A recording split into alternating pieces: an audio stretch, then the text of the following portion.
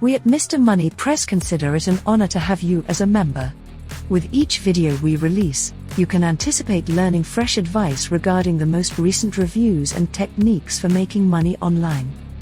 Here, we regularly research the best performers from across the world. These span a wide range of topics, such as technology, investment, stocks, Bitcoin, and many more. In this video, we will tell you the biggest financial lie of this generation. Hello everyone, we're back. We know that some of you don't know much about this generation's financial lies. Some of you may only be familiar with walking into a bank, depositing your life savings, and trusting that they will keep it safe, but you are mistaken.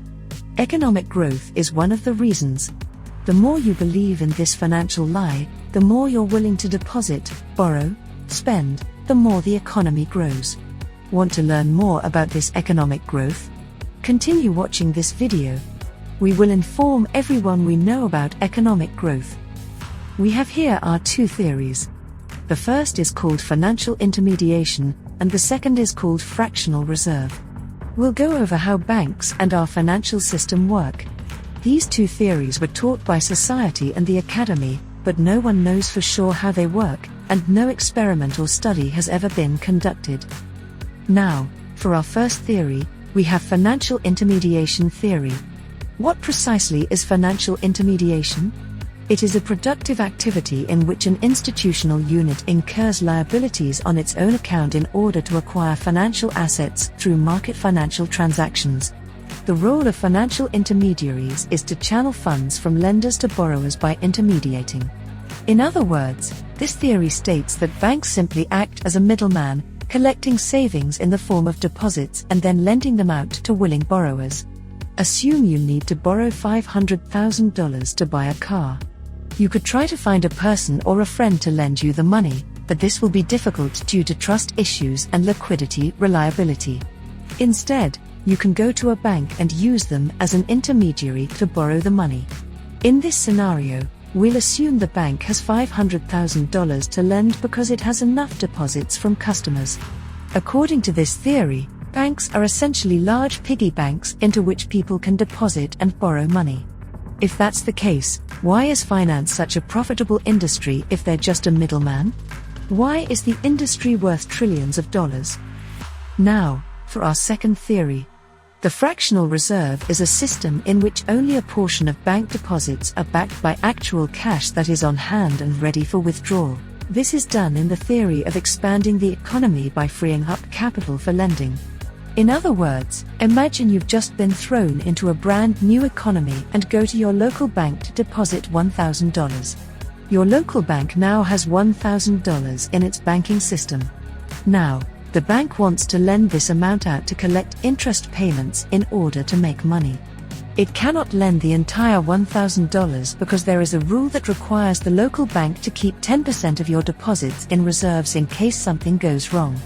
That is, the bank can only lend up to 90% of your deposits, or $900.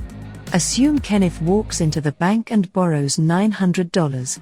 Looking at the banking system, you have $1,000 and Kenneth has $900. That is, the bank system has a total of $1,900 on file.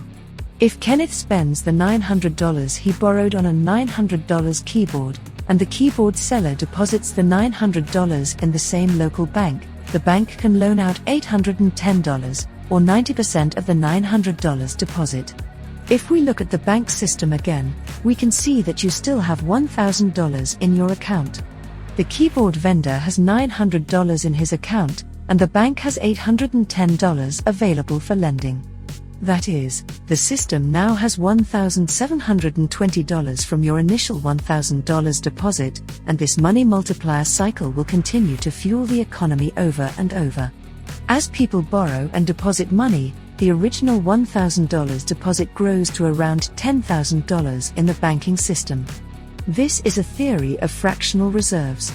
The $10,000 is calculated using an economic formula known as the money multiplier formula of 1 over the reserve ratio. In this case, it was 10%, but didn't the Federal Reserve Board cut reserve requirements for all depository institutions to zero in 2020? Now, there's still one more monetary theory that has been buried for decades. This will forever alter your perspective of the financial world and leave you wondering why society and academia aren't discussing it. This is known as the credit creation theory. This explains how every bank, large or small, creates money out of thin air through credit without having to collect deposits or adhere to any reserve requirements. It's all about digital records. Assume you deposit $10,000 in a bank and Kenneth comes in asking for a $5,000 loan.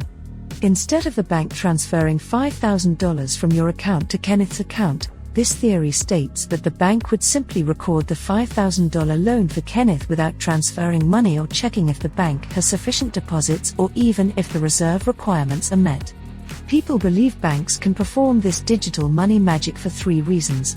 First, non-cash transactions account for more than 95% of all transactions conducted in an economy today.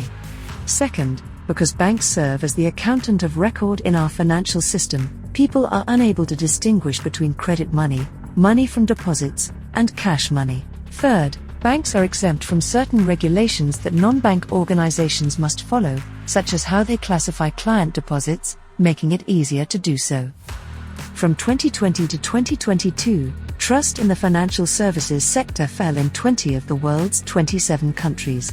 Despite the general mistrust in the financial system, you'd think there would be countless empirical studies understanding how our banks and monetary system function. Despite the fact that these long-standing controversies and the 3 theories have existed for centuries, there has never been an empirical study on them. Until 2014, when a man named Professor Richard Werner conducted one. He is an award-winning economist who exposed the biggest financial lie of our time in order to determine which of these 3 theories was correct. Richard went on a long, grueling journey in search of a bank willing to give him a loan and a bank willing to let them see their internal books before and after the loan was processed. He eventually found one, and what he saw shocked him. When he took out a loan, he discovered that the bank did not transfer money from an internal or external account. Instead, he discovered that the bank simply made up the funds by crediting his account with a deposit that never happened. The bank did not check to see if it had enough money to lend him in its reserves, nor did it consult with the central bank or any other banking authorities to create this new amount of money to lend. They just made it up on the spot, put it in his account, and he was able to spend it without any problems. In a signed letter to Werner, the bank director admitted that this occurred, saying, "Nor did we undertake any transfers or account bookings in order to finance the credit balance in your account.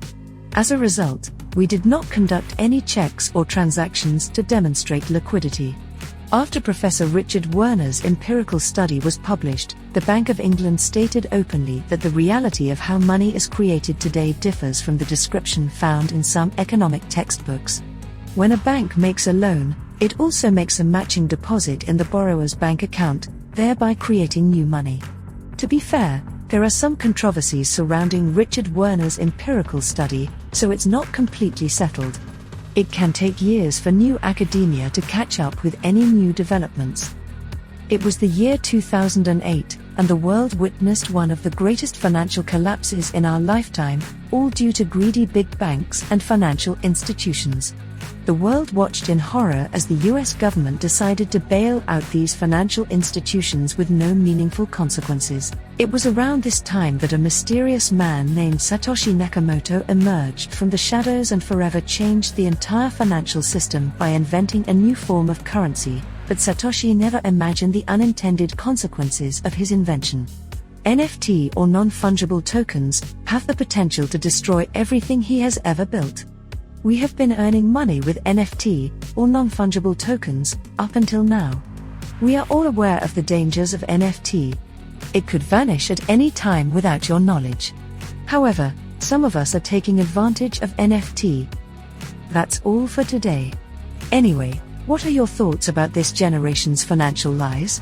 Tell us in the comments section, and if you loved this video, kindly hit the like, subscribe, and the bell to get notifications on new videos when they are posted. Until next time,